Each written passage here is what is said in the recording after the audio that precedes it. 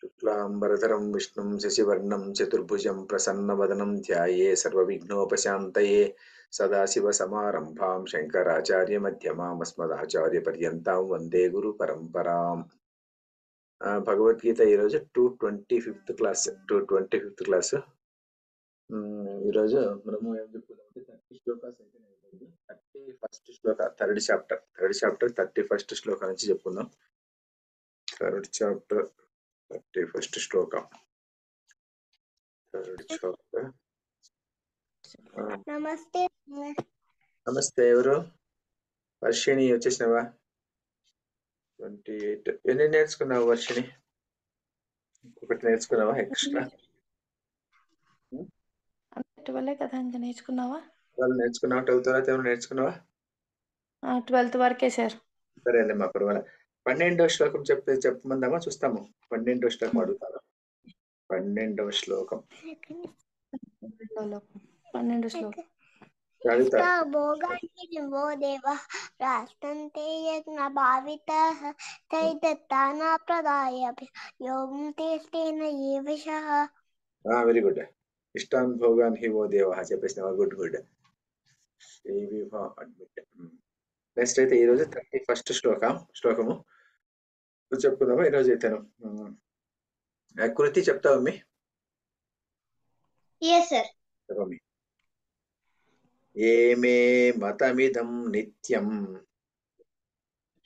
ఏమే మతమిదం నిత్యం ఏమే మతమిదం నిత్యం ఏమే మతమిదం నిత్యం అనుతిష్టంతి మానవాః అనుతిష్టంతి మానవాః అనుతిష్టంతి మానవాః అనుతిష్టంతి మానవాః ఏమే మతమిదం నిత్యం అనుతిష్టంతి మానవాః ఏమే మతమిదం నిత్యం అనుతిష్టంతి మానవాః ఏమే మతమిదం నిత్యం అనుతిష్టంతి మానవాః ఏమే మతమిదం నిత్యం అనుతిష్టంతి మానవాః శ్రద్ధావంతో నసూయంతః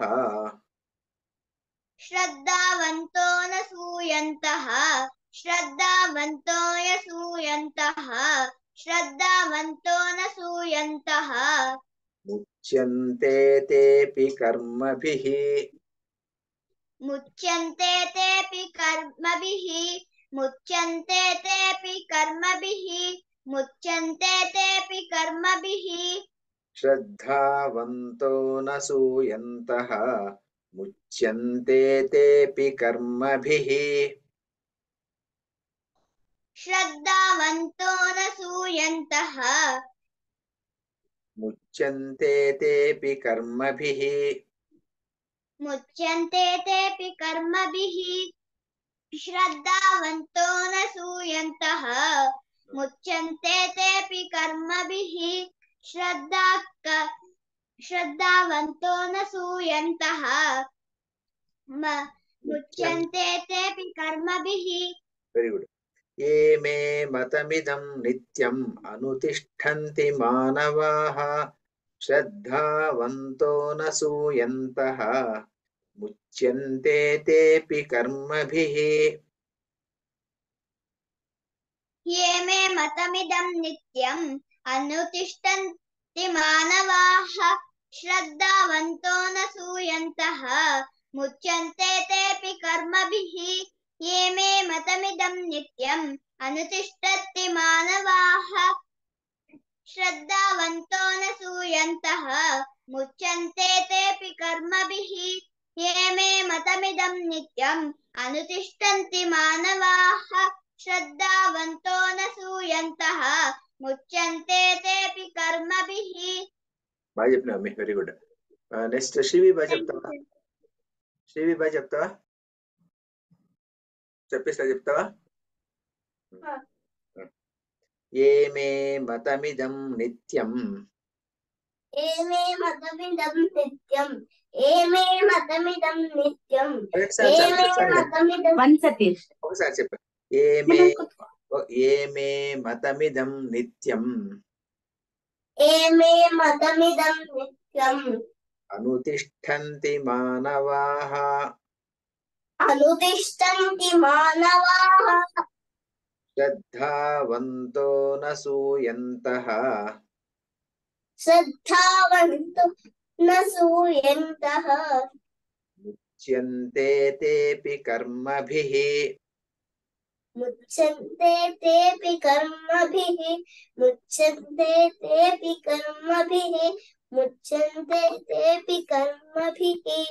వెరీ గుడ్, బాగా చెప్పినావు. గుడ్. వైష్ణవి చెప్తావా? ఏమే మతమిదం నిత్యం. ఏమే మతమిదం నిత్యం. Very good. అనుతిష్టంతి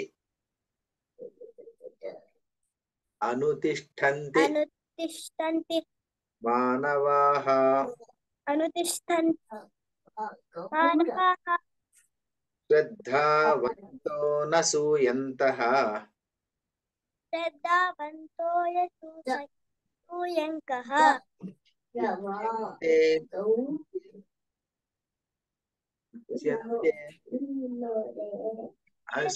శ్రీవివా మ్యూట్ చేసుకోమి. ముచ్యంతే ముచ్యంతే తేపి కర్మభిః. తేపి కర్మభిః. Very good. వర్షిణి చెప్పమి. ఏమే మతమిదం ఏమే మతమిదం నిత్యం నిత్యం అనుతిష్టంతి అనుతిష్టంతి మానవాః మానవాః శ్రద్ధావంతో శ్రద్ధావంతో న సూయంతః న సూయంతః.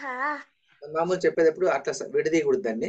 శ్రద్ధావంతో న సూయంతః అని నేర్చుకునేటప్పుడు శ్రద్ధావంతః అనసూయంతః అని రెండు పదాలు అక్కడ. అందువల్ల సంధి ఉంది కాబట్టి శ్రద్ధావంతో న సూయంతః అని నేర్చుకోవాలా.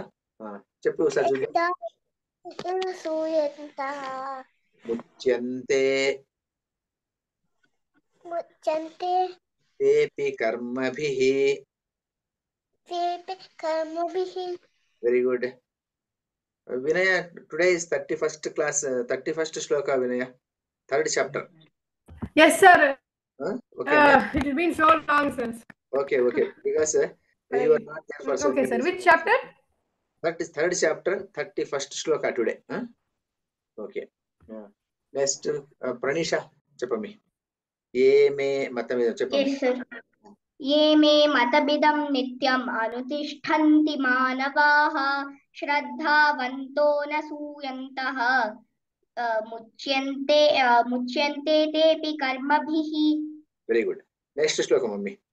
ఏ త్వే తదభ్యసూయంతః ఏ త్వే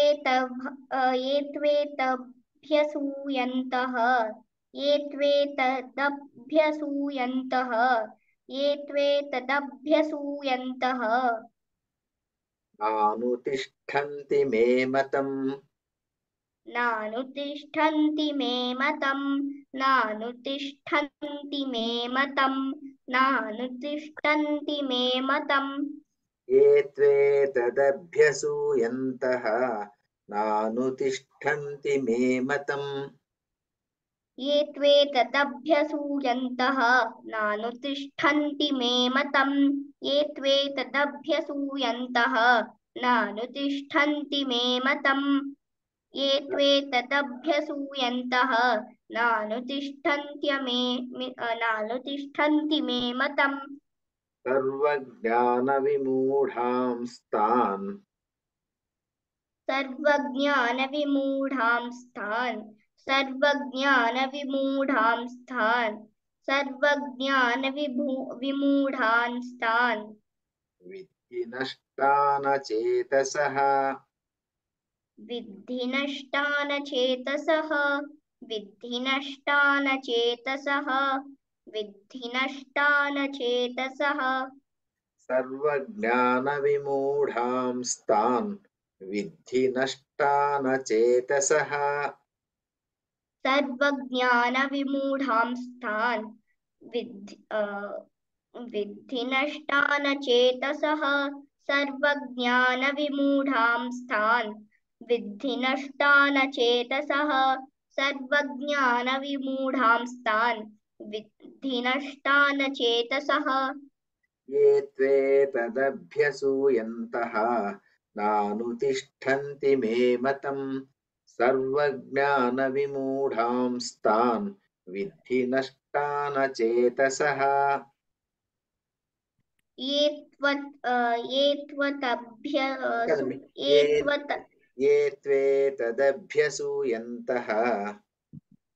त्वेतदभ्यसूयन्तः नानुतिष्ठन्ति मे मतम् सर्वज्ञानविमूढांस्तान् विद्धि नष्टान चेतसः ये त्वेतदभ्यसूयन्तः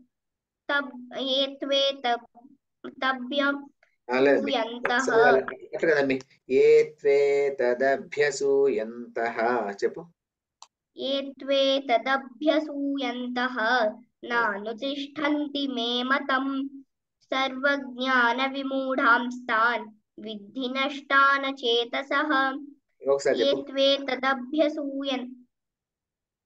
त्वेतदभ्यसूयन्तः नानुतिष्ठन्ति मे मतम् सर्वज्ञानविमूढांस्तान् विद्धि नष्टान चेतसः very good Vinayacha, will you tell 32nd sloka of 3rd chapter?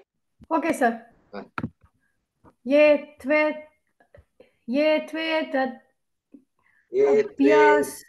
त्वेतदभ्यसूयन्तः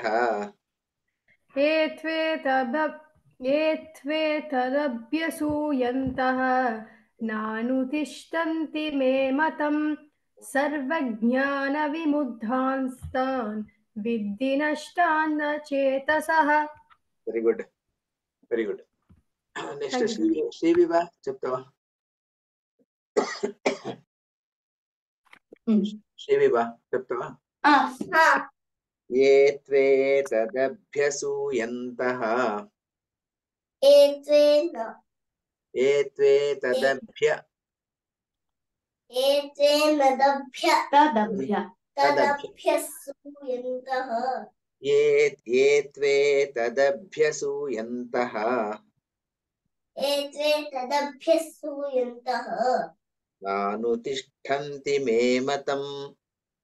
నానుతిష్ఠन्ति मे मतम् सर्वज्ञानविमूढांस्तान्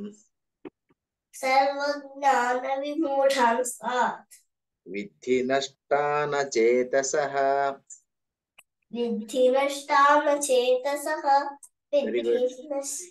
బాగా చెప్పిన విద్య నష్టాన చేతస గుడ్ బాగా చెప్పిన బాగుంది వైష్ణవి చెప్పమి చెప్పిస్తా చెప్పు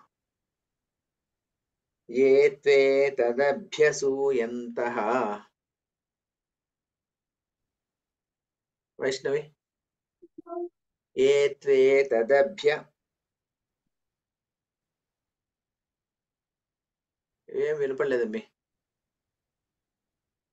వర్షిణి సూయంతః వినపడలేదమ్మి నానుతిష్ఠन्ति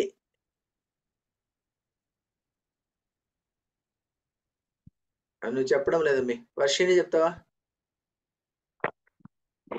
చెప్పమ్మి ఏ త్వేతదభ్య మ్యూట్ లో ఉన్నా సూయంతః నానుతిష్ఠन्ति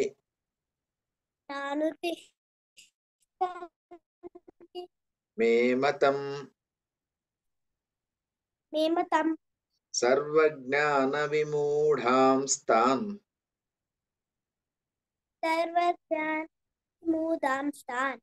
विद्धि नष्टान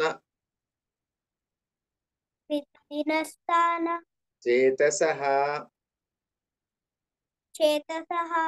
ఇక్కడ కూడా విడతీయకూడదు అక్కడ యాక్చువల్ గా విడతీస్తే తప్పుతుంది యాక్చువల్ నష్టాన్ అచేతసః రెండు పదాలు అక్కడ కాబట్టి విద్ధి నష్టాన చేతసః అని చెప్పాల నేర్చుకునేది బట్టి నేర్చుకోవాలి. విద్ధి నష్టాన చేతసః.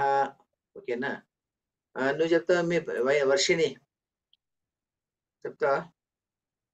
ఏ త్వే తదభ్య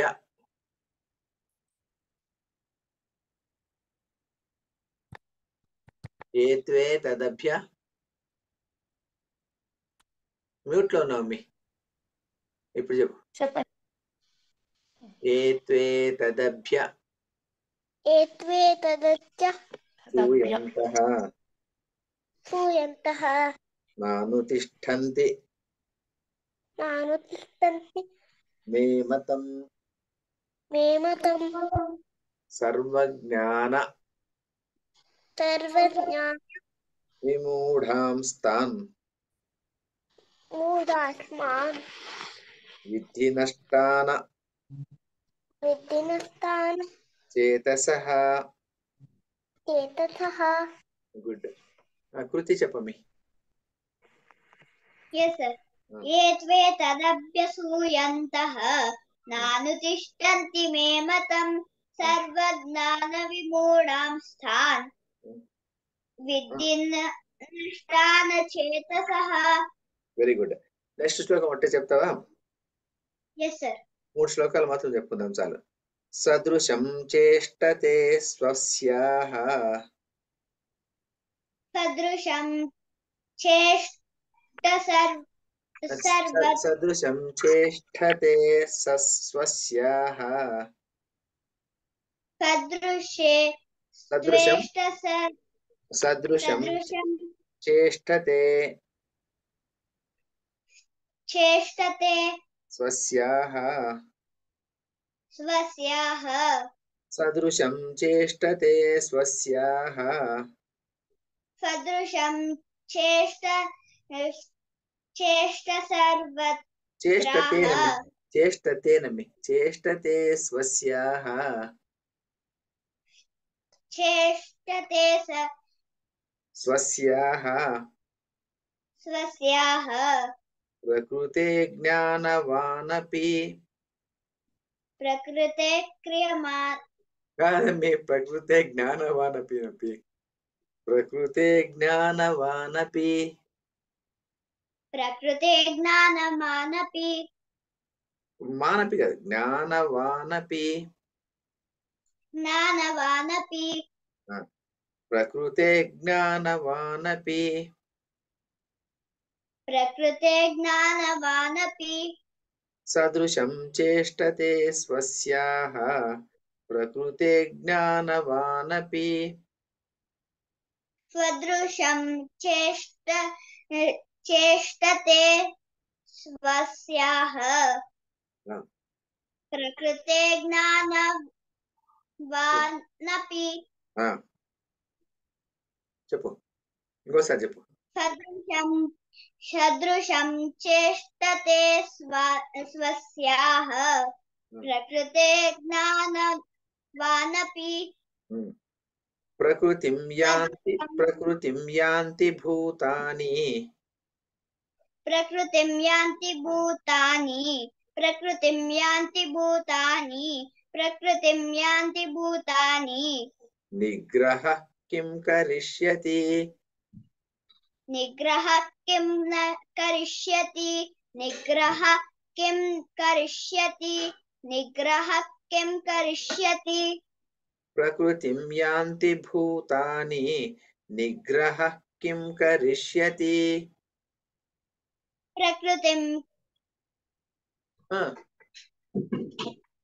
प्रकृतिं यान्ति भूतानि निग्रहं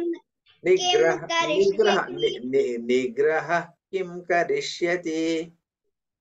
निग्रह किं करिष्यति. ప్రకృతిం యాంతి భూతాని నిగ్రహ కిం కరిష్యతి. प्रकृतिं यान्ति भूतानि निग्रहं किं करिष्यति. నిగ్రహం కదమ్మి, నిగ్రహ కిం కరిష్యతి. निग्रह किं करिष्यति. వినయ, విల్ యు రీడ్ అవుట్?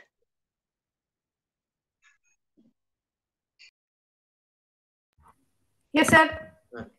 सदृशं चेष्टते स्वस्याः प्रकृतिर्ज्ञानवानपि प्रकृतिं यान्ति भूतानि निग्रहः किं करिष्यति. వెరీ గుడ్ అమ్మి, వెరీ గుడ్. చెప్పమ్మ ప్రణీష, చెప్పమ్మి. Yes, sir. सदृशं चेष्टते स्वस्याः प्रकृतेर्ज्ञानवानपि प्रकृतिं यान्ति भूतानि निग्रहः किं करिष्यति. Very good. టీవీ బా చెప్తావా? సదృశం చేష్టతే స్వస్యాః सदृशं चेष्टते स्वस्याः ప్రకృతే జ్ఞానవానపి प्रकृतेर्ज्ञानवानपि ప్రకృతిం యాంతి భూతాని प्रकृतिं यान्ति भूतानि నిగ్రహ కిం కరిష్యతి. निग्रहः किं करिष्यति.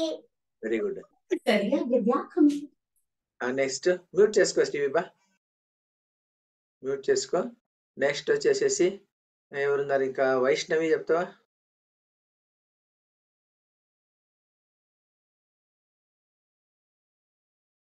వైష్ణవి లేకుంటే వైష్ణవి చెప్పమ్మి. వర్షిని చెప్తావా? సార్ వినిపిస్తుందా సార్? ఇప్పుడు వినిపిస్తుంది. వైష్ణవి చెప్తావా? సరే సార్. సదృశం చేష్టతే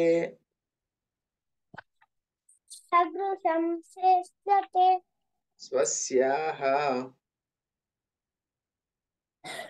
స్వస్యాః ప్రకృతే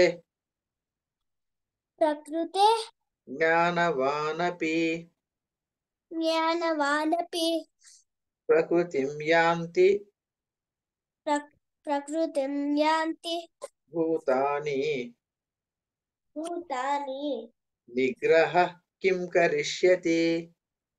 నిగ్రహ కిం కరిష్యతి. Very good. నువ్వు చెప్పమ్మి వర్షిని.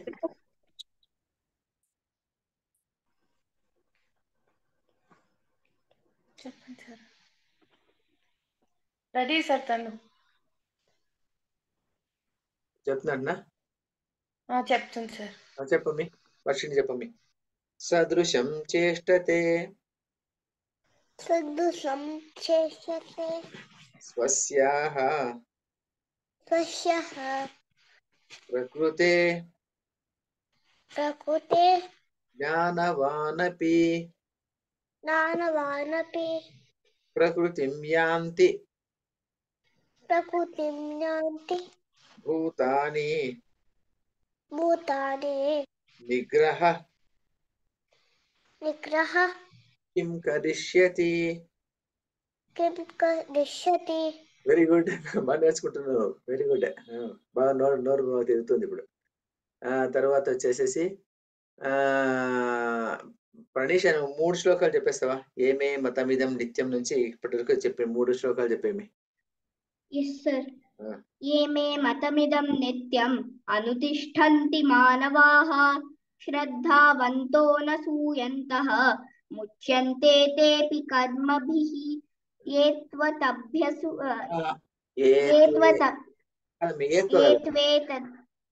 ఏత్వేతదభ్యసూయంతః నానుతిష్ఠంతి మే మతం సర్వజ్ఞాన విమూఢాంస్తాన్ విధినష్టాన చేతసః సదృశం చేష్టతే స్వస్యాః ప్రకృతేర్జ్ఞానవానపి ప్రకృతిం యాంతి భూతాని నిగ్రహ కిం కరిష్యతి. Very good. అంటే చాలే ఈరోజు భగవద్గీత 33 శ్లోకాలు చాలు. ఈరోజు 33వ శ్లోకం వరకు చెప్పుకున్నాము. నెక్స్ట్ క్లాస్ అగైన్ 3 శ్లోకాలు చెప్పుకుందాం. 3 శ్లోకాలు కొంచెం పాత శ్లోకాలు కూడా చెప్పుకుందాం నెక్స్ట్ క్లాస్ లో. ఎవరైనా ఏమైనా చెప్తారా? ఏమన్నా అడగాలనుకుంటున్నారా? Anything anybody wants to ask? I want to ask a few questions like start a Rasa Prashna. Wise. So this is for everyone. Whoever knows the answer should raise your hand. I will note down who has given maximum answers. And what I'm thinking is end of the month, whoever has got maximum points will get a prize. Not a prize, a chocolate. It's including you also. You can also answer. I have not shown Shri Vibha the questions. So everyone can answer. Whoever knows, first raise your hand. Maybe I'll not count Shri Vibha into this because she is already here. I cannot see her. I can see you, but others cannot see. So okay, you also want to answer? You can answer. Okay. Okay, let me start. Yes. Yeah. So Okay. first, so you have to whoever answers first will get the point. Okay. Amma, can I note them down? Yeah, you can note down. I can also note down, and you can also note. I will note down. You tell in the end. Okay. Let's after that. You tell in the end. Okay. Okay. First question. I'll note down. Who is the author of Panchatantra?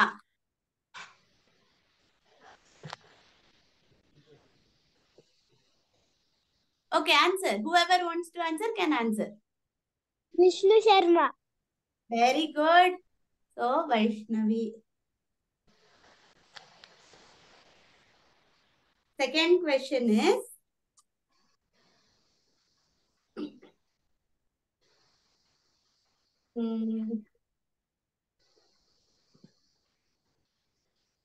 what is the old name of Varanasi?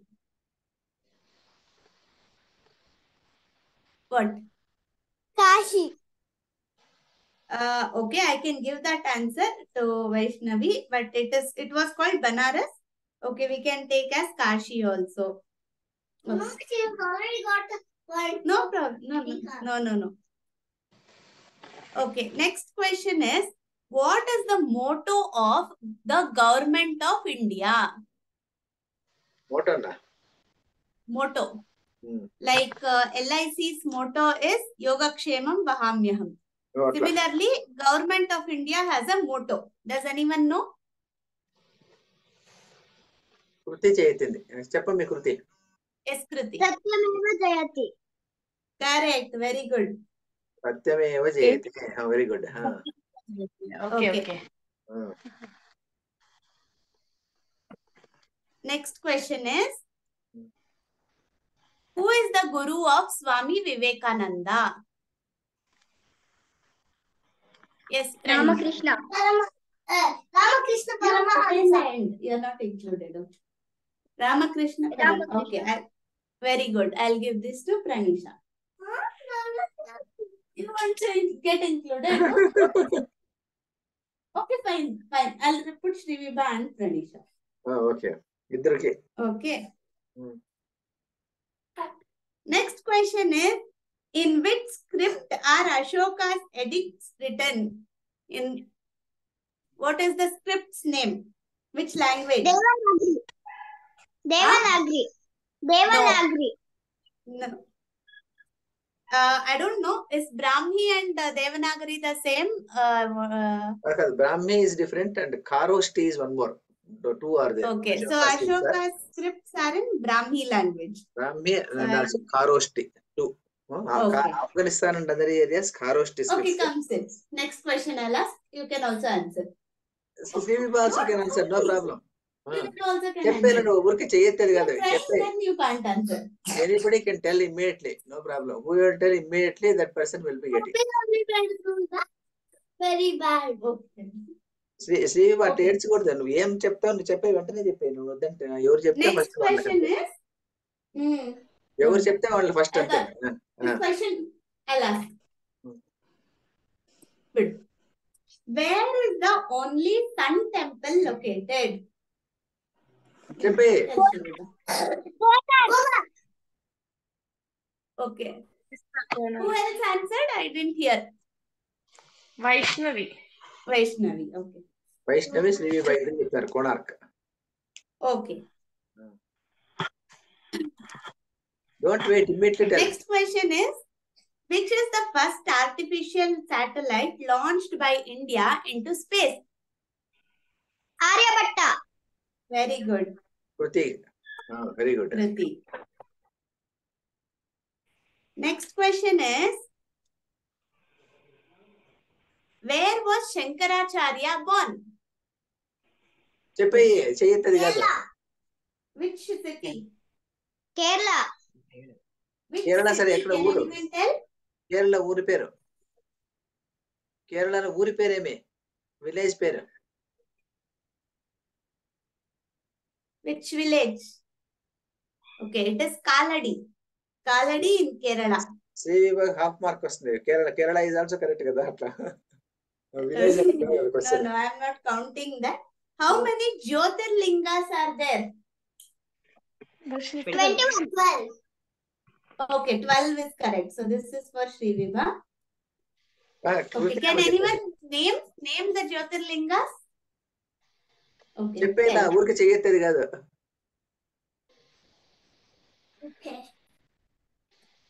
Saurashtre Somanatham cha Srishaile Mallikarjunam Ujjainyam Mahakalam Omkaram Amaleswaram Paralyam Vaidyanathan cha Dakinyam Bhimashankaram Setubandhetu Ramesham Nagesham Darukavayam Varunasyam tu Vishvesham Trayambakam Gautami Tate Himalaye tu Kedaram Krishmesham cha Shivalaye एतानि Okay. ज्योतिर्लिङ्गानि सायं प्रातः पठेन्नरः सप्तजन्मकृतं पापं स्मरणेन विनश्यति. Okay, good. Next question is, who is the guru of gods? Brihaspati. Good. Next question is, నేను question అడుగుతాను. Who is the guru of రాక్షసస్?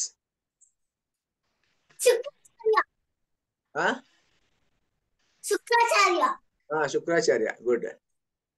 Shukracharya. Guru of rakshasas. Guru of devatas ఎవరమ్మి? ఇంతకుముందు శ్రీవిభా చెప్పింది, ఎవరికైనా వినిపించిందా?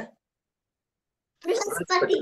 Brihaspati is guru of devatas and Shukracharya is the guru of rakshasas. సరేనా? yes. Next, Next, who is the king of heaven? Devendra. Indra. Devendra. First ఎవరు చెప్తే వాళ్ళు కదా. శ్రీవిభా ఫస్ట్ చెప్పింది దేవేంద్ర. okay. Next నేను question. అన్మ్యూట్ చేసుకోవాలి. Which is వైష్ణవి నువ్వు మ్యూట్ లో ఉన్నావు. మీరు అన్మ్యూట్ చేసుకోండి. అన్మ్యూట్ చేసుకొని పెట్టుకోండి. రెడీగా చెప్పేయచ్చు. సరేనా? who wrote Vande Mataram? Rabindranath Tagore. No. Bipin Chandra కాదు. Bankim Chandra Chatterjee. Correct. Good. Bankim Chandra Chatterjee. Good. ఎవరు చెప్పింది? కృతినా? కృతి. బంకిం చంద్ర చటర్జీ. ప్రణీష్ అని చెప్పింది. ప్రణీషనా? कृति चंद्र Okay, I'll give both. Because their voice was similar. Correct. Okay, last ఊరికే question. చెయ్యొత్తది కదా. చెప్పేసేయాలి మీరు. ఊరికే చెయ్యెత్తితే అసలు లాభం లేదు. చెప్తే వెంటనే చెప్పేలా. ఎవరు ఫస్ట్ చెప్తే వాళ్ళు. Last question, okay? Okay, let me see which is a good question. Where does Ganga rises? Ganga नदी ఎక్కడ వస్తుంది అడుగుతా. We can't hear. Where does the Ganga where start? Does the Ganga river borns? Kedarnath. Kedarnath Gangotri. కాదు. Gangotri is the correct answer. Himalayas. Gangotri నమ్మ. హిమాలయాలు Who అన్ని told Gangotri? I told. Kruti. Okay. Okay, so I will. So first question Vaishnavi, second Vaishnavi, third Kruti, fourth one Pranisha and Shrivibha, fifth one Vaishnavi and Shrivibha, sixth one Kruti, seventh Shrivibha, eighth Shrivibha, ninth ninth Shrivibha, 10th Pranisha and Kruti, 12th sorry, 12th is Kruti. So I will consolidate all this and we'll keep it and we'll play this again next week. Not next week, next class. Today's Class. Tuesday. It's Friday. Yeah. Okay next ఎవరెవరికి ఇప్పుడు December లో ఎవరైనా ఊరికి పోతున్నారా అందరూ Christmas కు ఎవరైనా పోతున్నారప్పా చెప్పండి ఇప్పుడే చెప్పేస్తే We are going for Dhanurmasam. We are going for Dhanurmasa break. Okay after Friday will be not available, right? Okay after 25th we can have classes ఓకేనా 25th. Okay, after sir. 25th we will have the classes okay Okay. కాయేన వాచా మనసేంద్రియైర్వా బుద్ధ్యాత్మనా వా ప్రకృతే స్వభావాత్ కరోమి యద్యత్ సకలం పరస్మై నారాయణాయేతి సమర్పయామి సర్వం శ్రీకృష్ణార్పణమస్తు